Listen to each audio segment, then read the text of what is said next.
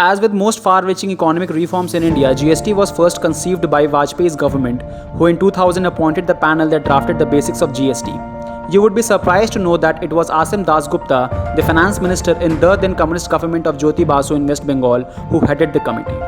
Now that India's economy is reeling from coronavirus, it seems that Rahul Gandhi wants to blame everything on GST. This is good political posturing in place of good economics.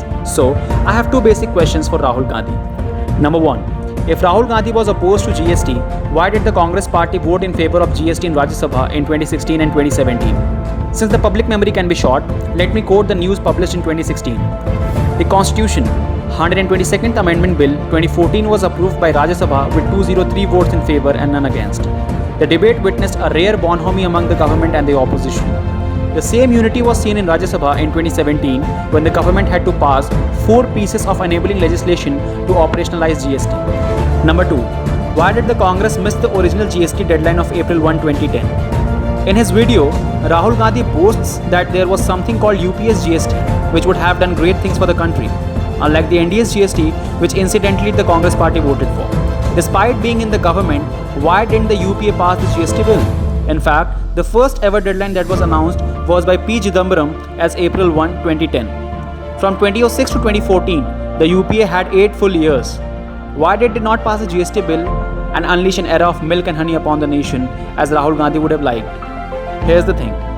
In every country in the world, GDP growth has taken a hit in the first 2 years after implementation of GST. The overhaul only bears fruit in the long haul. That's why it is quite dangerous for a government to unleash this big reform. In fact, BJP made a record of sorts of becoming the first ruling government in the world to get re-elected after implementing GST. And the Congress fully understands this point. It always did. In order to see this, look no further than the political code behind April 1, 2010, the GST deadline set by the Congress in 2006. In fact, the political risks of Modi implementing GST in 2017, so close to the next election, were apparent to all.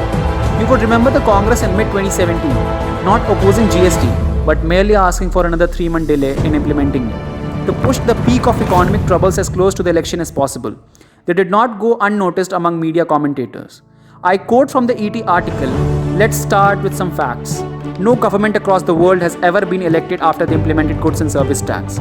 Not just that, the benefits of GST were always reaped by the succeeding government.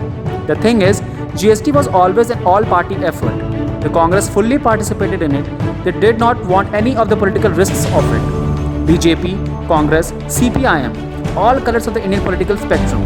Everyone came together to work on GST, but when it came to the implementation, there was only one party who was willing to take the political risk. And that, as we all know, was BJP. That's it for this video. We'll meet again soon with another interesting topic. Jai Hind, Vande Mataram.